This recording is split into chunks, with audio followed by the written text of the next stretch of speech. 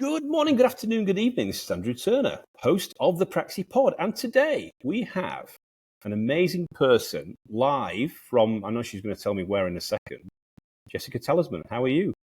I'm great, thank you. How are you? Good to see you. Thanks for coming on the you. show. And we had a bit of logistical problem. We were, a lot of different time zones and different things going on in our lives, but now we're here. So, Here. Exactly. So the thing is, the Praxi Pod is all about this thing. There's no interest really in for any organization, data, information, this thing called AI, et cetera. So Jessica and myself have been talking about her coming on the show as a lovely guest to talk about some of the stuff that she's been working on in some very interesting organizations and dealing with the thing about getting them to be,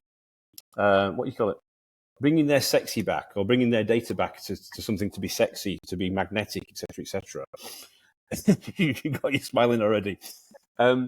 Because obviously data apparently is quite important, and information is quite important.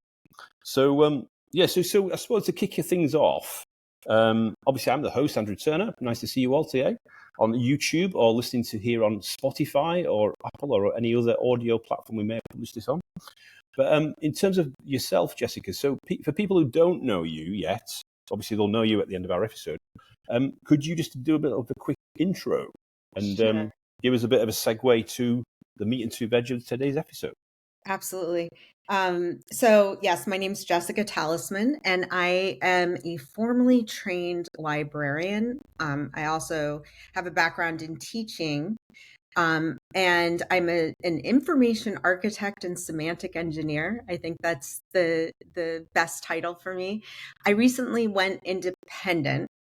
So this was a little bit scary, but I was working as a senior information architect at Adobe and have gone out on my own.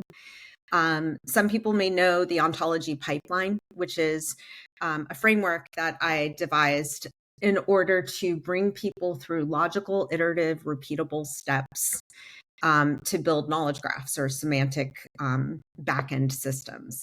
So I am a big believer in knowledge management, information management. Library science, my background in library science influences my opinions and my approaches quite a bit. But I have been working in technology since 1997, building these knowledge infrastructures. So I've moved through several technological waves, I guess I could say. And as far as where I am, I'm in Santa Cruz, California, which is a beautiful beach town about 20 minutes. Lucky you. I don't know. You're going to tell me if you're going to go surfing after this episode, right? That's what Maybe. Oh, no, you can't say that. I have too much work today. So, yeah. But, something I'm really excited about is I'm developing courses because there's not a lot out in the marketplace that is super approachable for building things like controlled vocabularies, taxonomies, thesauri, ontologies. So that's something I'm working hard on. And it's going to take me a little bit to get those done correctly. But so I'm in the curriculum development phase still. But, bringing it together, because the biggest thing that I notice within enterprises, no matter where I've been, and I've been at some pretty large companies, is this divide in just understanding how to build these semantic networks and semantic ecosystems. And for lack of skills and resources, it's no one's fault. The idea is to make it approachable for people, because another thing that is, a new reality in our world is that the job landscape is changing. And so we're being called to do things and complete tasks and fill shoes or roles that maybe aren't within our original intended career choices. So engineers becoming product managers, you have a lot of sort of hat switching happening in the industry. That was a thank you for doing that intro. That was a lot to digest. That was actually. I mean, you used a lot of words as well that probably some of the audience will probably understand, but some of them may not understand. I mean, the first one I was going to say was semantic engineer. I've not heard that for a while. Is that a new one in California, or is that kind of a phenomenon that you think has been developing over time? Call it a context engineer, which I think is the broader term. If I were to build a hierarchy of these roles, I think semantic engineer is one that's been used in the industry for a bit.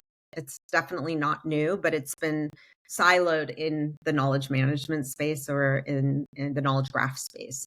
So, we see context engineering. I personally see semantic engineering as a subset or a subclass of context engineering if we were to start to develop our new reality.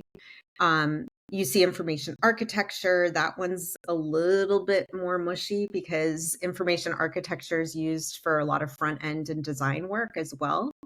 That title, there's front end, there's back end, and there's full stack in the information architecture space. It's like any other. Just to confuse people, as well. Yeah, Exactly. just to confuse. But it's wild because there are sort of these evolving roles that are emerging, which I think is an exciting opportunity to explore and sort of expand your skills and figure out like how you fit into the new stacks or the new data realities. Well, yeah, I think, obviously, there's what I call like a transaction world and there's a data world, right? There's like an analytical world, you could say, and some organisations, as we both know, have kind of embraced that analytical world and got really ahead of the game in that area.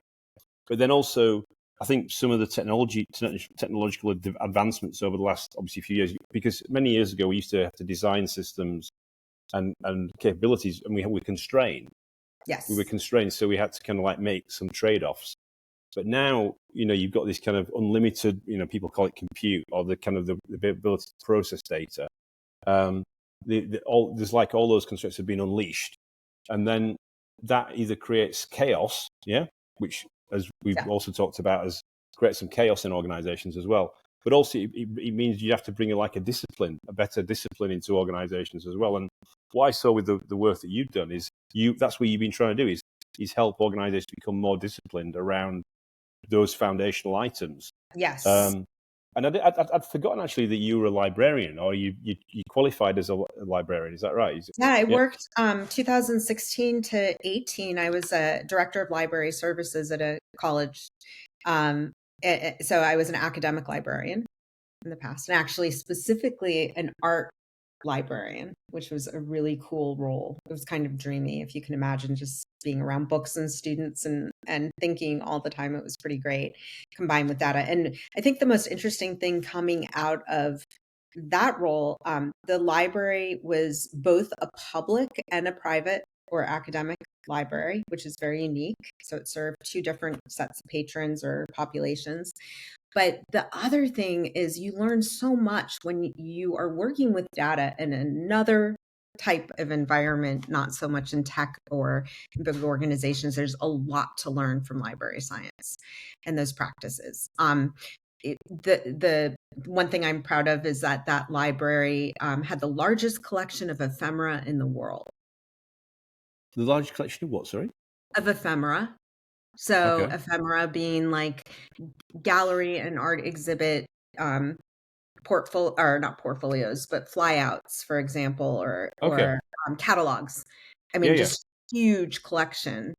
And like a very valuable collection, some of them signed by famous artists, something we don't really think about. But when you have to manage really, really large digital ecosystems of resources at scale, that exist, some of which exists in the analog end, meaning the physical world, and the digital world, it's just a different way of looking at and managing data. And I do think that it helped me a lot in codifying practices as I brought it over into the corporate technology space. Yeah, because I think that's the reason why I wanted to segue back to that was because obviously there's some, as you said, you learn some principles of having to manage that at scale. And then if you think about what you touched on the thing about the roles of organization, people are changing roles, or there's an evolution of roles. Yeah. It's creating new roles, old roles are being evolved, dissolved, et cetera, et cetera. But there's also this core principle, which you can probably hopefully relate to. It's called the knowledge worker. Yeah. But then actually, when I was in Tesco, we used to have this phrase called tools to do the job. Yeah. So if you're a knowledge worker in an organization, what are the tools you have to do the job? And I think that what I saw with the work that you were doing and you are continuing to do is to try and effectively build that, I won't say a toolkit, but build that capability. It is like a toolkit. Yeah. Yeah. a capability to help the knowledge worker become more productive, because Yes. they get lost, and they get like a goal or a mission or an objective to hit, and then they have to, I wouldn't say scavenge, but they have to. How do they actually bring this together to actually deliver the goal or the mission, when the immaturity of the tools to do the job is still quite immature in a number of organizations. Yes. So strategically, what I saw with you, the work that you were doing, you were working on with the ontology pipeline, was how do you address this head on, and how do you get people to step up and raise the bar, raise the water level of capability across organizations, and I celebrate the stuff you've done now, breaking out of, you could say your corporate chapters. The water's lovely. Just you could just swim in a different way. Like this. Yeah. It's definitely a little bit. You like back crawl. It's like that. But so that's that was a bit of feedback on that initial your initial explanation, because I think that's where there is in the organization. When I was in Copenhagen, speaking about what's beyond Gen AI. I spoke about that in October 2023, which is now nearly 2 years ago, right? Geez. And I was saying that actually there was a quote from McKinsey the morning I was presenting in Copenhagen, saying that basically the organizational transformation opportunities to accelerate by 10 years at least. Yeah. And that's what people are doing now, is just saying, okay, and you look at all of the transformation of roles and loss of roles and new people being hired. What is that organization of the future? And how do you use knowledge, and how do you codify hot knowledge and make people productive for the people that you have in your organization, versus all these AI tools that are out there that are apparently going to solve world peace, et cetera, allegedly. Yeah. Allegedly. So I threw a lot back at you, but I suppose I'm just kind of like using a mirror to reflect back to you what you just said. I don't know if that makes sense. Yeah, it's a really tough problem to solve. It's a lot of change management. And like one of the fundamental issues that I am seeing broadly at organizations is this over indexing on syntactic. And it's not to say no syntax, no syntax dependent or relational database type approaches only, but it's more fundamentally that up until now, we're all familiar with things like data-driven organization, big data, like these buzzy words. Whatever that means. Yeah, whatever that means. Yeah, go on. Whatever that means. And it describes what we do. Now, there's one of the issues is that it has been up until this point a data-only approach. So what's your data strategy? Perhaps that's like a simpler way to just bring the focus on data in general. However, data has to mature into information into knowledge. And that's the other half of that. So if you have a data-centric approach and you're only looking at your relational databases and not really extending your view or your lens outside of that, are you going to build a healthy knowledge management practice? Probably not, because knowledge cannot be, the constraints that exist within a relational database and dependence on SQL, which is syntactic, makes it difficult to. You're bringing the constraints back in again, aren't you? Yeah, the constraints. It's just the reality, that we're moving into a world where context is critical. Some of my experiences, and I won't name the organization just as an example, is the old way of doing things. And I have no problem with chunking strategies or anything like that. But an organization I was in was dealing with their AI not working well, their AI assistant in tool not working well. And so to deal with that, they decided to go back to the content producers and writers, the technical writers, and say, the reason why our AI assistant is not doing well is because your content is not optimized and structured properly for AI. So we want no more than 400 word paragraphs. Every document or piece of content, no matter what type of content, needs to have an FAQ. Right? So the negotiation between the two sides is sort of coming to a head in a lot of organizations. This is not an uncommon story. But just a quick question. You said it was, the quote, it wasn't working. What does it mean? What does wasn't working mean? Context. how do you identify the right parts of the context? Meaning, if you are using within your ecosystem, if you are representing, for example, certain concepts, right? So say that I vectorized a bunch of terms, a bunch of content has the tags, but my AI assistant's still not able to retrieve the correct, accurate information to give customers or the end users to serve up the answer, the right answer. answers, right? It's like missing, basically, like 60% this. failure rate in delivering the right answer. 50%. Wow. Yeah. Okay. I mean, it's just insane. So what's the solution? Okay, all writers, all content producers need to comply with our chunking strategy and structure their documents according to 400, whatever that old school. And so it's what's wild to me is that who's the end user ultimately of that content? The idea is that content is useful and valuable, whether it be documentation. Wait, so you've got a human here, then you've got an AI in the middle, and you've got a human on the other side. Yeah.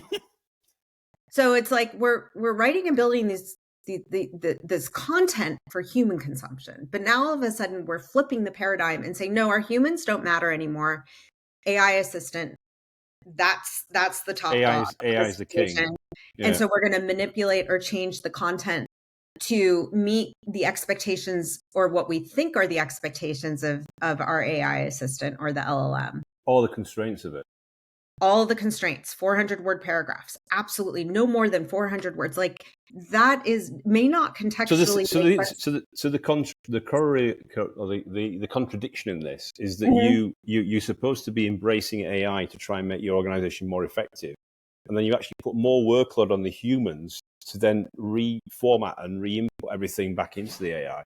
Then, because documentation wasn't quite cutting it still, even with that reformatting and the FAQs and the no more than 400-word paragraph thing, then they had authors at scale making question answer banks, 500 questions and answers a month. So at that point, that's an old chatbot architecture question. I'm going to say you're basically doing right. And then you can turn around and sell that as your AI assistant in tool. So it looks okay. This is the question number 56. Okay, the answer for 56 is it's that kind of. Then hard coding SQL queries to user queries.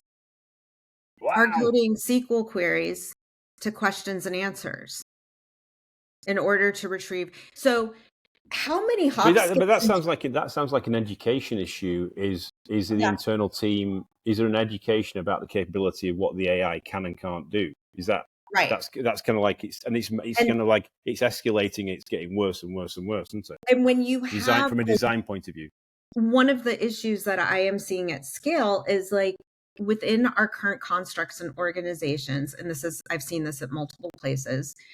Who owns the AI assistant? Who owns the data, information, and knowledge ecosystem? Well, a lot of times it's assigned to machine learning teams, right? Or to data engineering teams, or right? So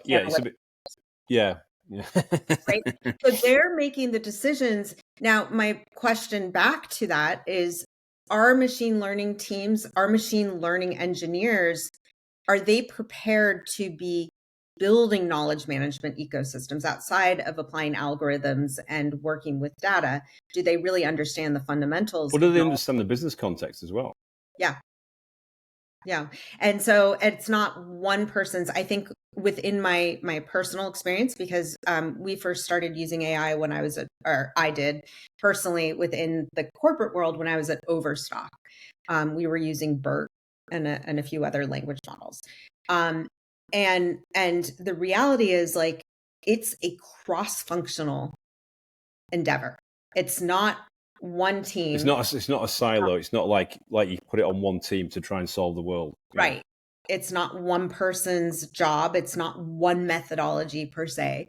And that's something that's just, that we have to embrace and understand, that this is not a machine learning. But what you're raising is the structural approach to true enablement and adoption of AI. Yes. It's a team sport, yeah, and you've actually got to have. It is absolutely it may create it may create some, you may have to create some new governance structures and new structures organizationally and new teams to actually have, like the RACI, I don't know if you understand that, responsible, accountable, etc. Yeah?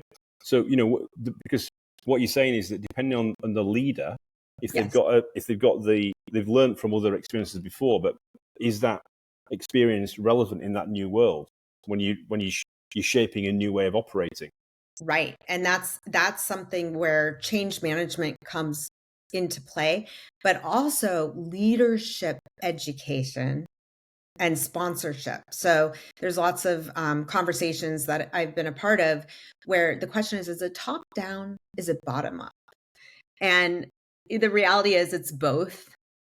Leadership, sponsorship, and support, like someone who's going to unblock things, but also has the education and understanding. I think there was a McKinsey report that said more recently in the past year that said that 80% of leaders, somewhere around there, the statistic is around 80%, are not prepared or not educated or don't have the current knowledge of AI, understanding of AI, to be able to support these initiatives. About what's really possible and what you like. Yeah. And when you think about it, like AI, when this recent wave of AI hit the scene, because the other thing about library science is that one of the first digitization projects that evolved into the internet were library systems. And so this is an important historical note, is it was library catalogs. There's a 1963 book called Library of Congress, which is, our national library system, Library Congress and Automation.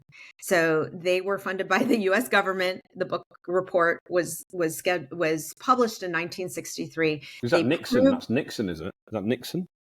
It was before Nixon. Oh, was it? Right? Before? Yeah. Okay, before Nixon. Wow. You're testing my history, and I was a history major. Gotta mind switch. But yeah, so what was crazy about that, they were able to network over 100 libraries in North America and make their catalogs, their knowledge ecosystems interoperable in 1963. What, so all align as well? Wow. So they created an interoperable metadata system, 1963. So it was sorted out in 1963 and then we're to 2065 and it's like... Yeah. And what's interesting, if you, again, look at the library and information space, how they've approached this is they had a more than 10-year project that was the Linked Data Project through the OCLC, which is the main sort of cataloging behemoth of all of the national and international libraries. Amazon, Google, Wikipedia, Wikidata, Mellon, W3C, they were all involved, more than 400 libraries, proving out this sort of linked data architecture, and AI was part of that. And that project and that pilot, I guess it was a series of pilots over 10 years, proved to be successful. Automation was possible. The knowledge ecosystem was connected. And that was proved out in 2021. So if you think about that at scale, and they've been quietly working on that, there's a lot to learn from those types of projects, but there's also a lot to learn in how you evaluate if a project is worthy of AI, because not everything needs AI. Right now, we're just coming out of that phase of thinking that it's a bit like that Beyonce record, isn't it? It's a bit like, if you like it, you got to put a ring on it. Yeah. Yeah. It's a bit like if you like it, you got to put an AI on it. Yeah. I mean, you have to, and you have to prove out your weight in organizations, leaderships, and this is happening industry wide. It's everyone needs to be using AI. That's fine, but you have to use it as you would any other tool. If you've got that issue that you mentioned about the education gap, then you've got people who are making this, potentially making decisions who are not potentially informed enough, of the ramifications of it. Then everybody gets on board the good ship or the good train, AI, yeah. Chug, chug, chug, chug, chug, chug, chug, chug. Oh, we're getting up some speed. Oh, we you come off the tracks. Yeah.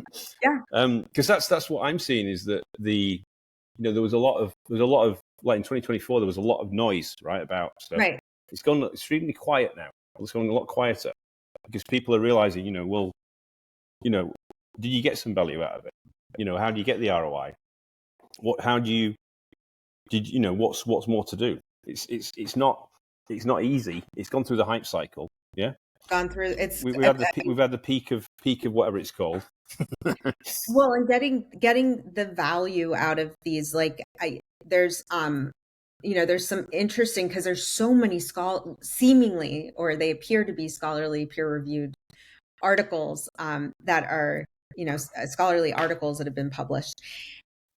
They're coming at such a rapid rate, and they really are not really founded on original research per se, but more observations. That's something else that is interesting that's coming out of this, is that generally, because of AI, we are flooded with so much more information. Yes.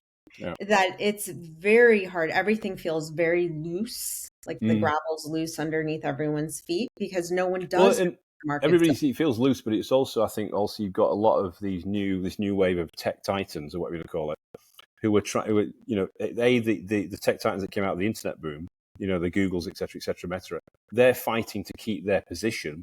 Yeah. While you've got new players coming in, trying to grab the desktop, own the desktop, be the face of the user. Yeah. Mm-hmm. And there's all this kind of, it's very, if you're actually in a business, what do you use? Which AI tool do you use? And also, how do you not only set it up properly, but also embed it into the day job?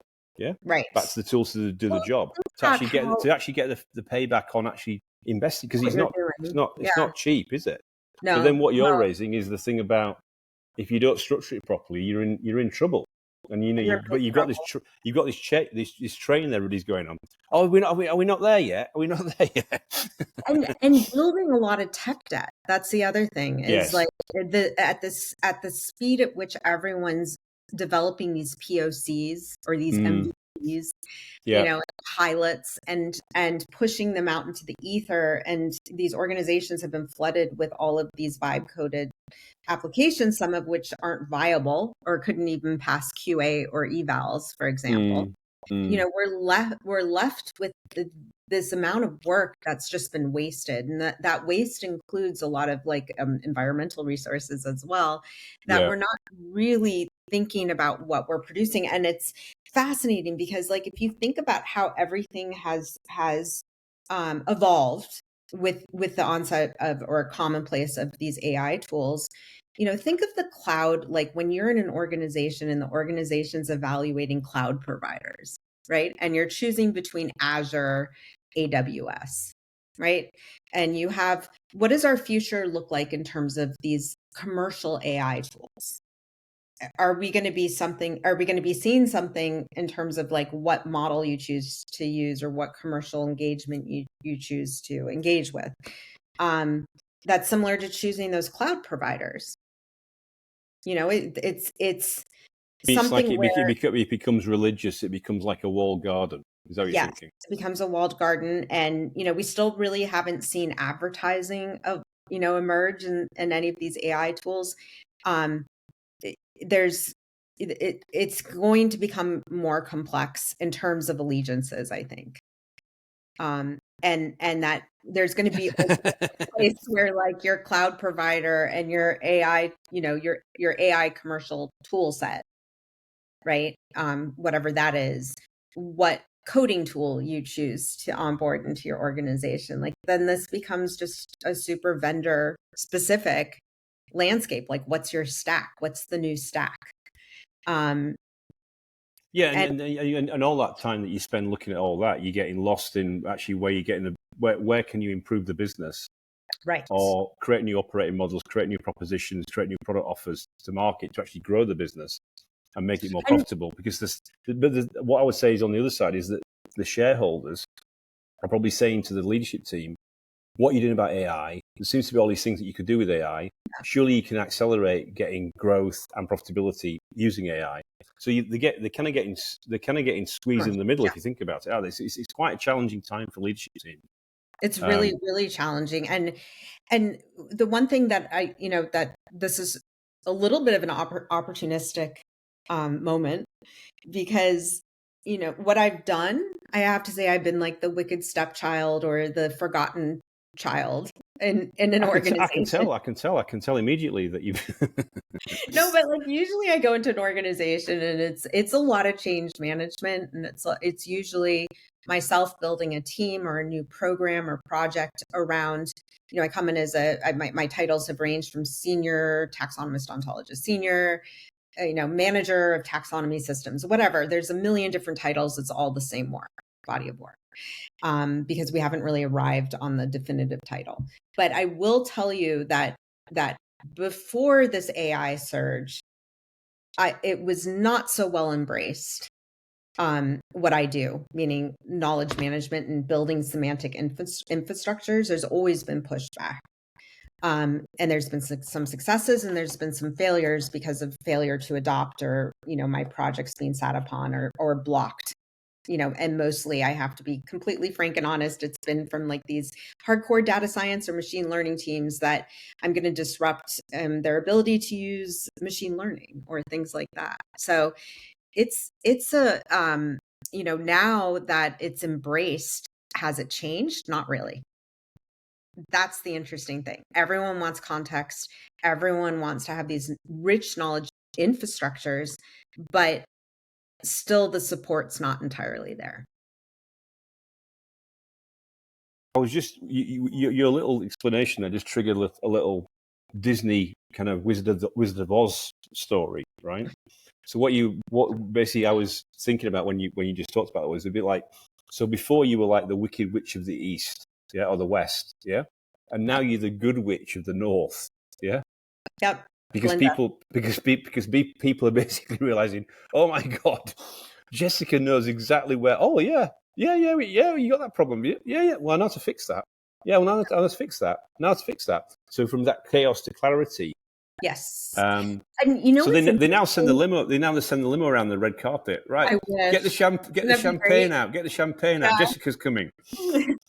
The funny thing though is that within that new reality, like language is political. Semantics, if we say semantics are, text literal, or we can say lexical or text or whatever it is. The lexicon. Yeah. The lexicon is that we're, language is political. And I have arrived and put my finger on that in every single role I've ever been in. What you call something, not someone, what you call something and how you define it is political. And so when you're within an organization, it's much harder to gain adoption when people see this as a threat, right? So branding and marketing decides on the language we use, but that branding and marketing, those terms don't make any sense outside of the organization to actual stakeholders. We all know what internal language sounds like. It sounds absolutely insane if you talk in your corporate speak outside of your job. A definition for architecture when you're defining it within the context of a product is going to maybe have a totally different meaning to the outside world.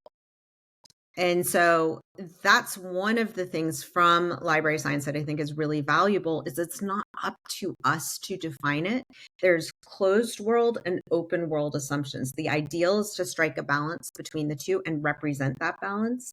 Because, for example, your users may not understand the meaning of a certain word in that context. They may be searching or relating whatever that thing is. Could be a tool like within your ecosystem. You're going to have to think about it really from a very customer centric approach. But there's also those people as well. You're trying to help them, but they've also got tacit knowledge themselves. Yes. Of the, if they're in a call center, if they're in a store, the tacit knowledge about understanding how things get done in the operation of the organization. Yeah.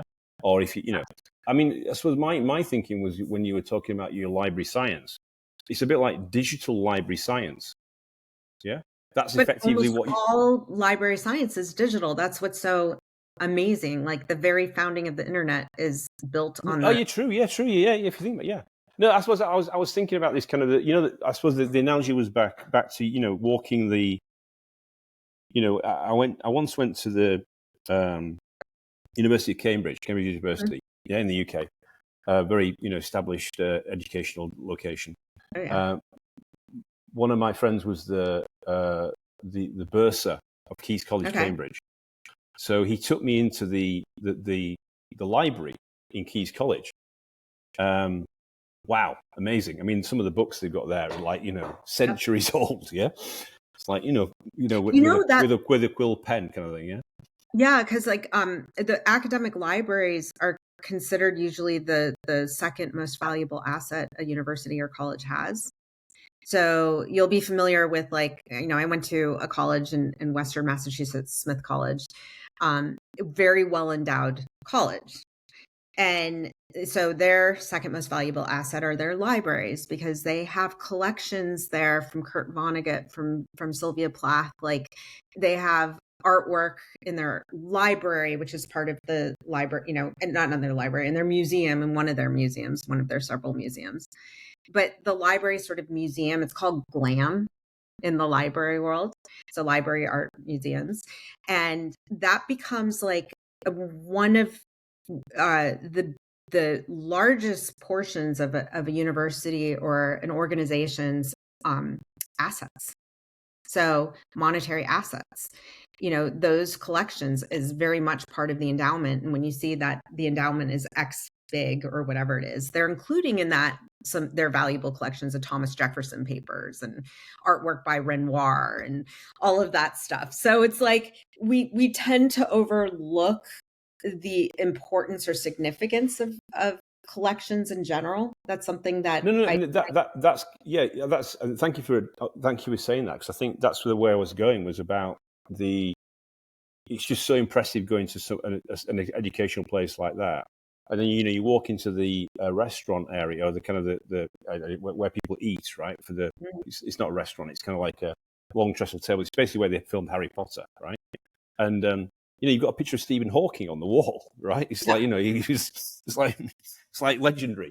So what was great about what you just said then was that, to your point, is you've got that heritage there, but then if you lift and you say, how does the value of that get recognized within the educational establishment? If you lift that concept up and you drop it into an organization, actually then what we're talking about here is, how do you address head on to build that level of asset within a commercial organization or a not-for-profit, but actually then look after it properly. Yeah. Right. So it becomes like a lifelong asset that improves in value over time. Stewardship. And I mean, that's the other part, is that the fact that we do not approach our own collections, if you want to call it that, within organizations with the same stewardship and care. The one thing that makes it so dynamic and powerful within an academic institution, especially, a lot of these libraries have like what are called fab labs, for example, like 3D printing labs. Like, it's not just quiet in the library. It actually is a huge educational asset within an organization. And right now we're in the time of upskilling, for example. So you spoke earlier of tacit knowledge. Well, what if that tacit knowledge was able to be captured in some meaningful way and added to a collection, right? So the one thing about libraries, if you strip everything else away, what we see from the outside, okay, books, we know books, there's databases, there's tons of databases where you can get like scholarly peer-reviewed articles and whatever else. And then you have like different special collections, archives, those types of things, assets.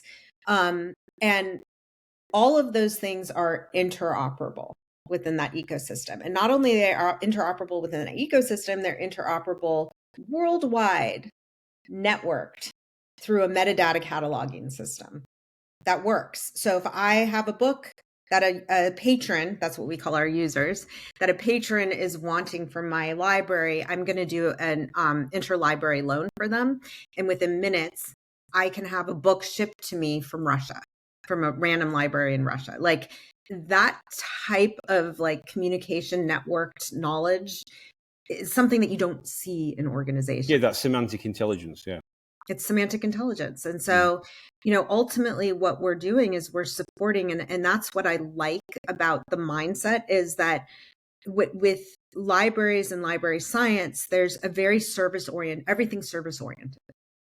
So that means that it's you're going to not get requests. You're going to get requests, and you've got to service the request and satisfy the request. Right. I mean, this is like a service industry, if you think about it that way. If you strip away all of the rock star like elevation of people that are like conquering the world, if you have less of a conquer and divide, but you think more of like that sustained, long-term sustained, reliable foundation that's able to handle requests and be interoperable and be dynamic and represent data, because library systems, guess what? They have database systems as well. Now, just to give you another lens or view on this, as we know, like in the United States, at least, a lot of these libraries and museums have been defunded, or the funding's been drastically cut. And that's been a struggle, because that's how they are able to sustain themselves. And it's pretty impressive what a lot of these organizations have done with very little budget, or institutions, I should say. And so what's happened quietly, and I encourage you to sort of look into this, is that these AI companies like OpenAI have created agreements with academic institutional organizations, like I believe Yale's part of it. There's a few of these libraries. I think University of Pennsylvania may or may not. But the idea is that they're partnering to optimize and fund the structuring of, because they know that librarians have very valuable collections. These AI system companies, like the commercial companies, and so they're forming these partnerships and funding the structuring of knowledge. And what's interesting is we also know that with these AI companies that they need a lot of data. The current models are not symbolic. That would come from semantic knowledge infrastructure, would be symbolic AI or neurosymbolic. This is simply generative and statistical or probabilistic. And to make that successful, there needs to be a lot of data. Well, we know that training data is, low quality right now. There's not a whole lot of it. We've kind of exhausted the internet, because now the internet or web is flooded with AI generated junk. It's hard to sift through and denoise. So now just keep your eyes open for these sorts of partnerships, because then in preparing the data a la library science or information science in these organizations through those partnerships, then these AI commercial companies are able to then train on these corpuses. So there's some interesting... Be careful what you wish for. Yeah, I don't necessarily want that. It's a little bit of a scary, personally, it's a little bit of a scary... Well, then it goes full circle back to the thing we touched on a bit earlier about walled gardens. Yep. Yeah, and we haven't seen, as I said, like... the risk of walled gardens, you could say. Yeah, and it's scary. I mean, it's like, there's part of me that's like, oh, this is great, because I trust librarians to curate and structure this well in those partnerships. And like, at least we can get reliable, truthful data to some extent. But the bigger issue is, to me, still the black box.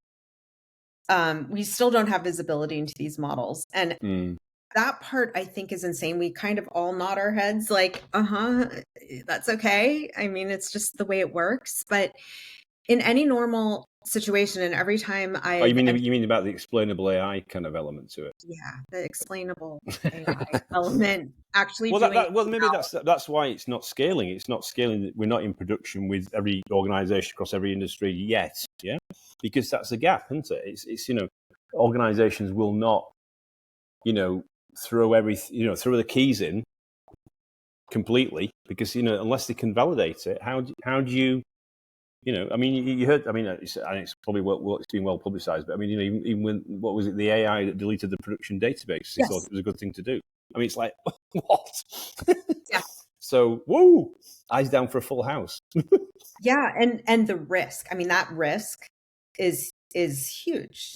I mean, it's huge, like when it's high stakes and, you open yourself up for legal recourse. I mean, a question that just triggered in my head was about, you talked about the data, information, knowledge kind of continuum. So when I was at Tesco, we used to call it DNA, data, insight, action. Yeah. Oh, I like that. It's kind of like, it's like,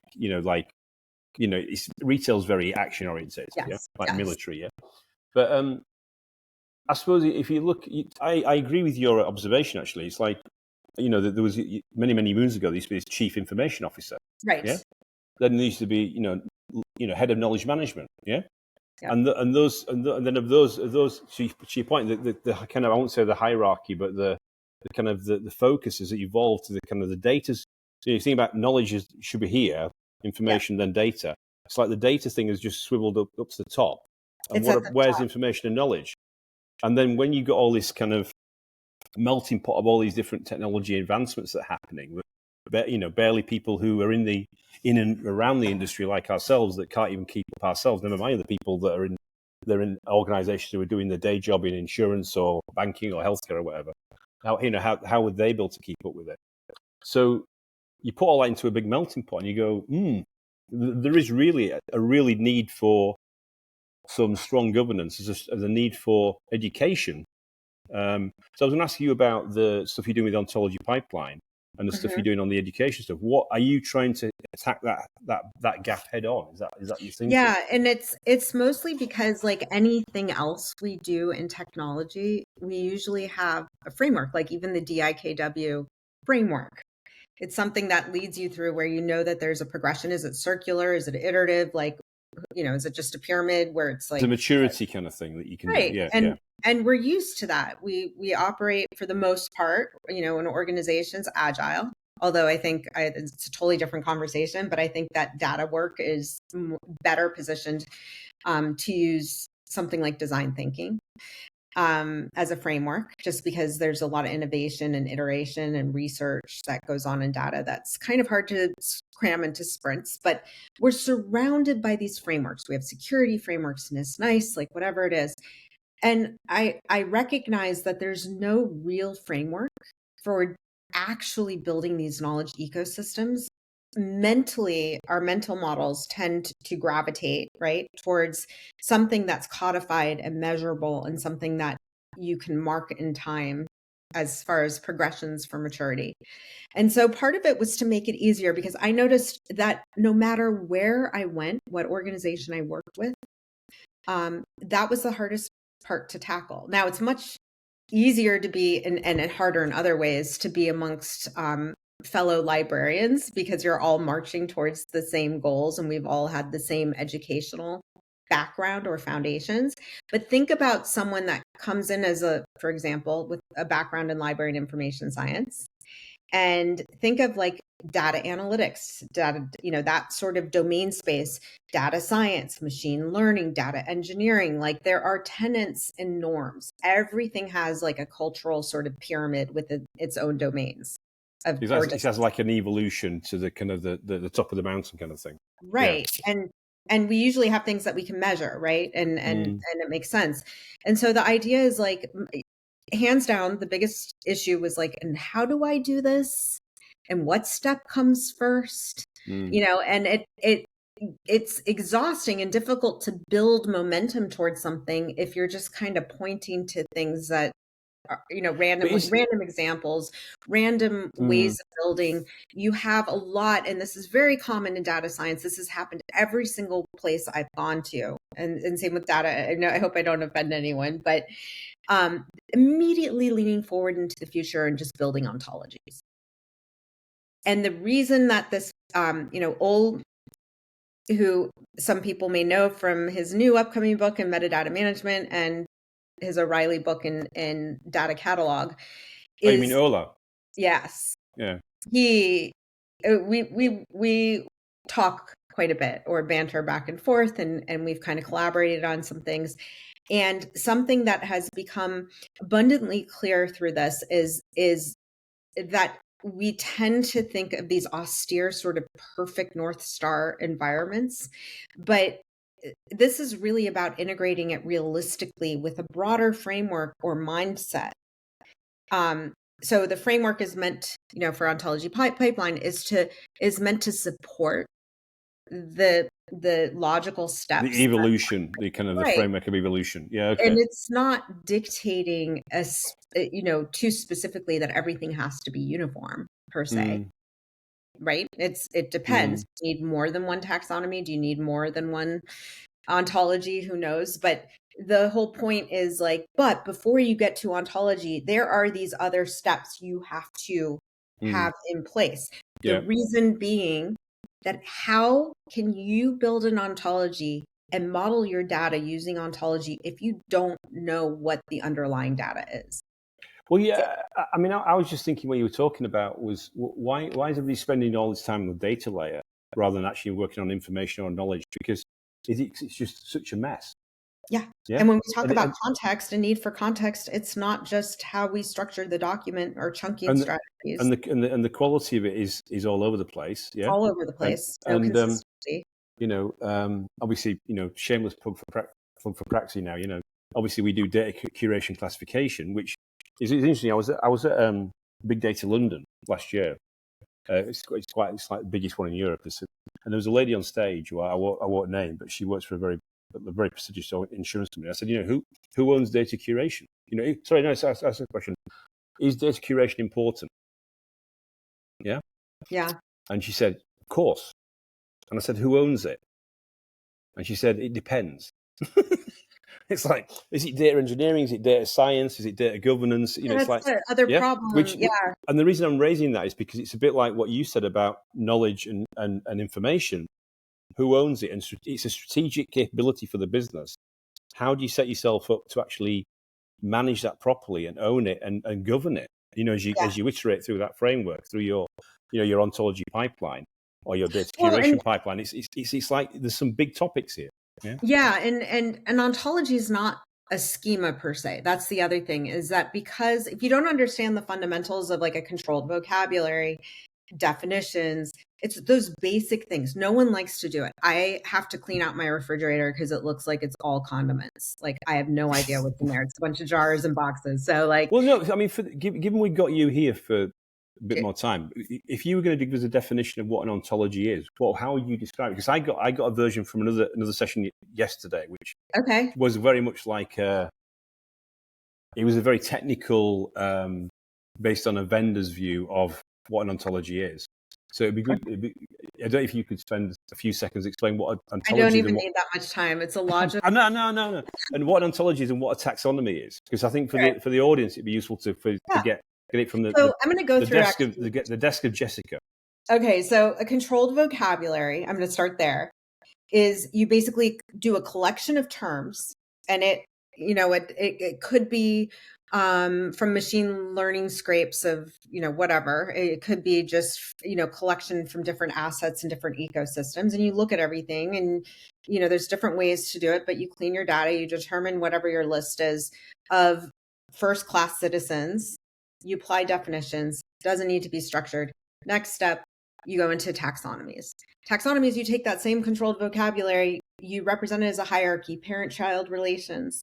Now, you can use a lightweight ontology to support that for machine readability. Nothing, again, this is a framework. So however you choose to represent it. And then you go into thesaurus. Guess what? You're taking those concepts within your hierarchy, parent-child relation, and that thesaurus is going to reconcile. It's going to create same as. So that sort of similarity, and you can do that between different data sets. You would have related. That's very broad. We just know these things are related, but I'm not going to go so far as declaring what type of relationship this is. And that usually uses SCOS or OWL or a combination of both to structure for machine readability. You also include alt labels or aliases for each of the terms. So that's super synonyms, yeah. Acronyms, those types of things. Then ontology, which is a semantic logical reasoning model. That's my definition.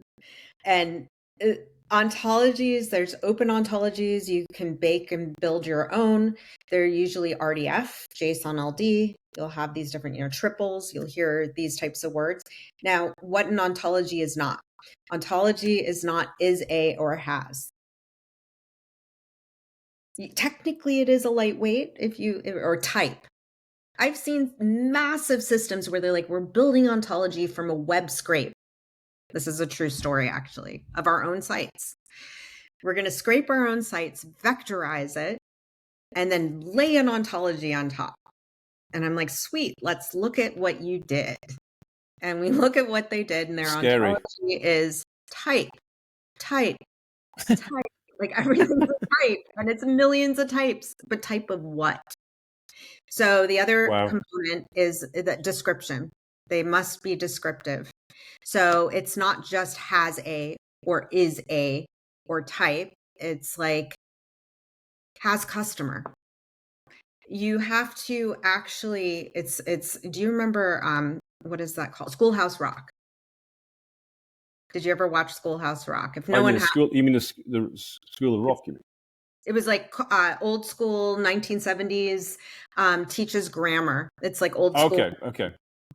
Where it's conjunction, junction, what's your function? That was one of the famous songs. So that it's very 70s. But the idea is like you're forming statements as triples, which is subject, predicate, object, right? So that's kind of falls flat if you think about it. But then what you're raising is discipline and structure.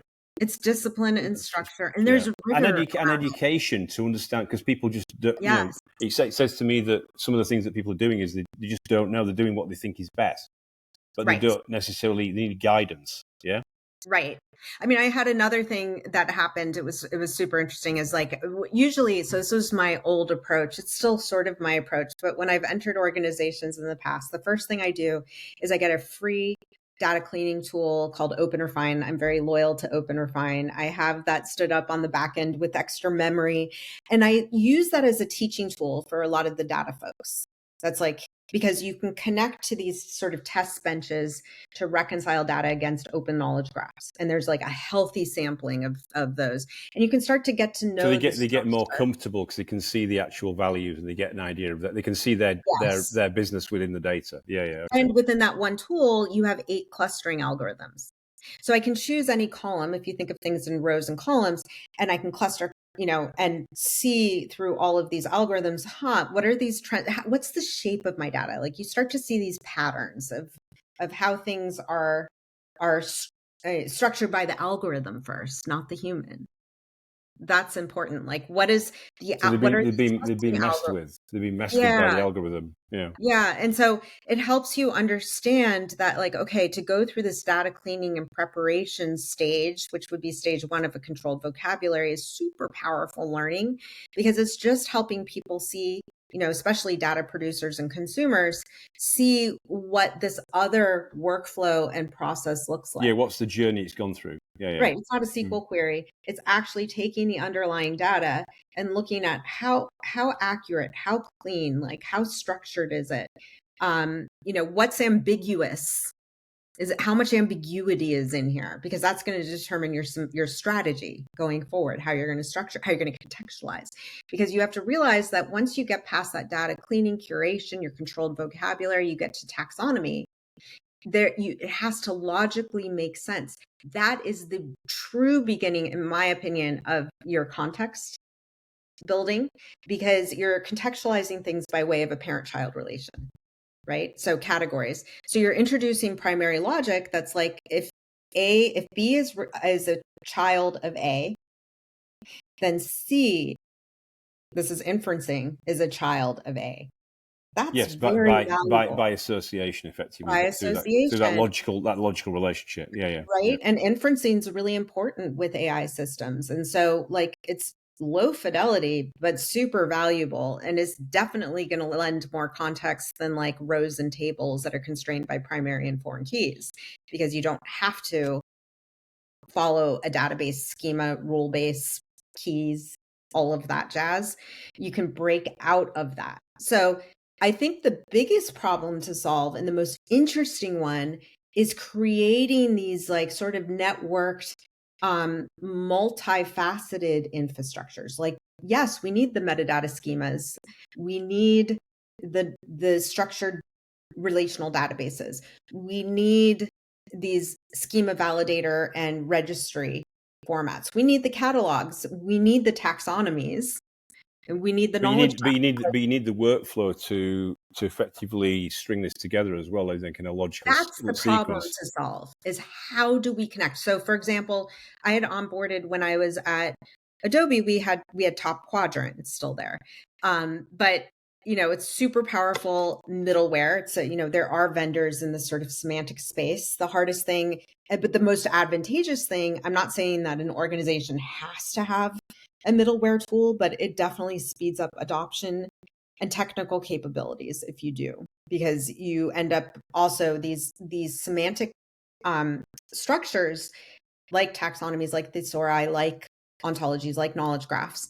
You need to validate them so that they make sense. They're logical models. You just have to remember they're logical reasoning models. So there's actual logical reasoning that you're having to validate.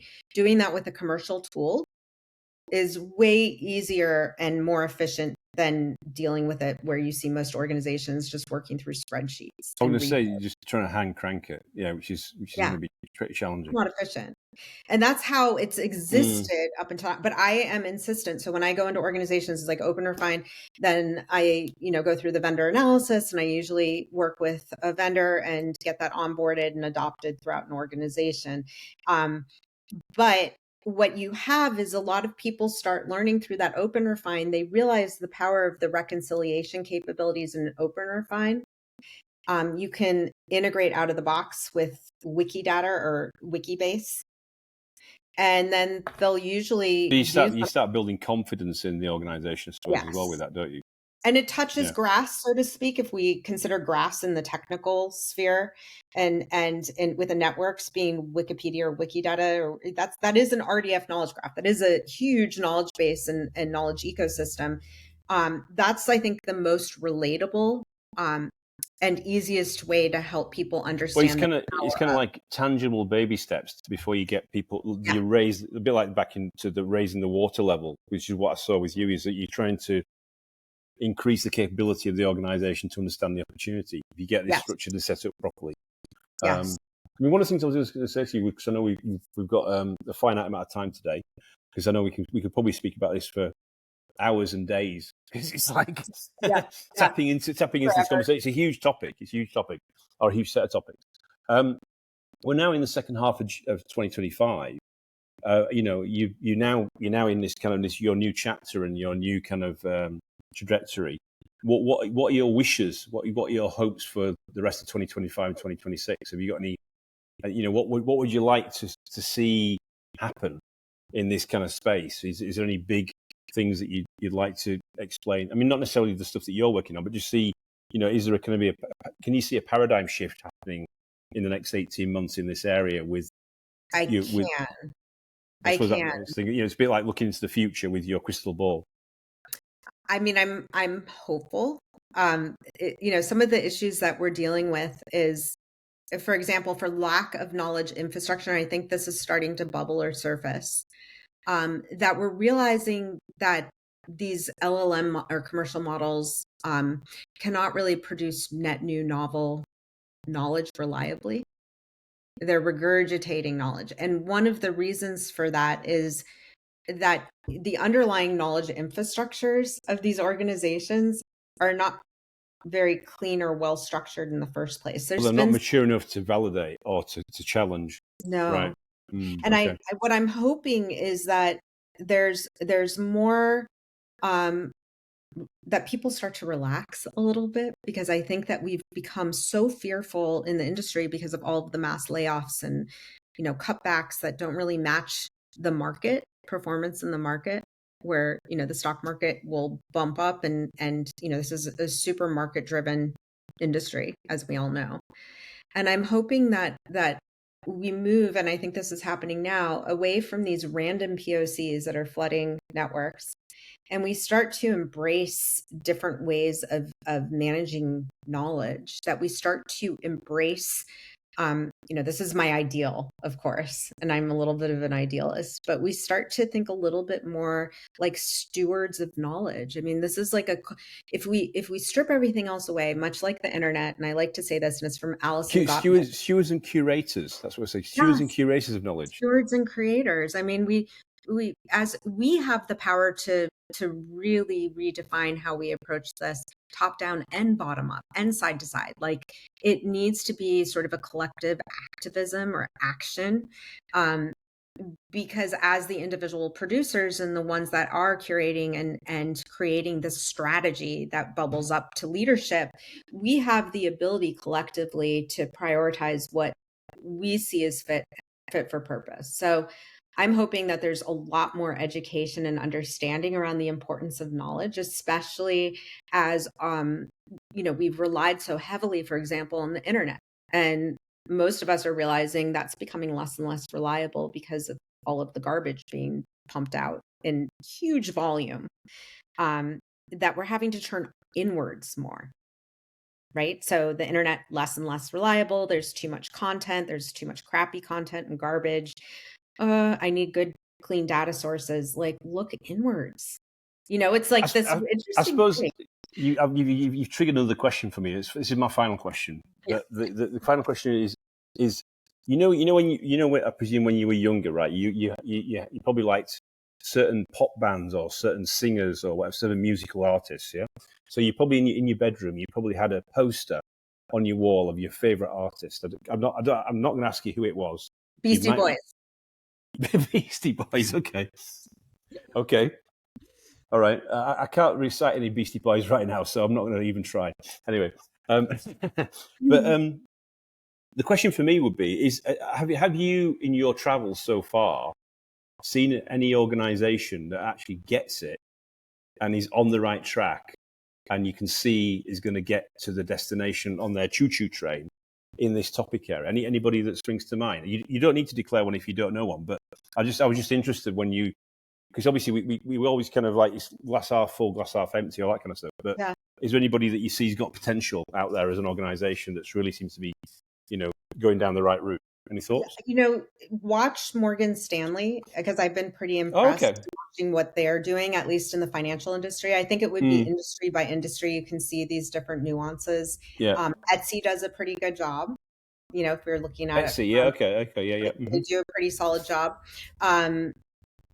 People are either going to love or hate this, but I was at Amazon. I'm pretty freaking impressed with what they've done. They have some, obviously, but they have some pretty solid knowledge management and knowledge infrastructure there.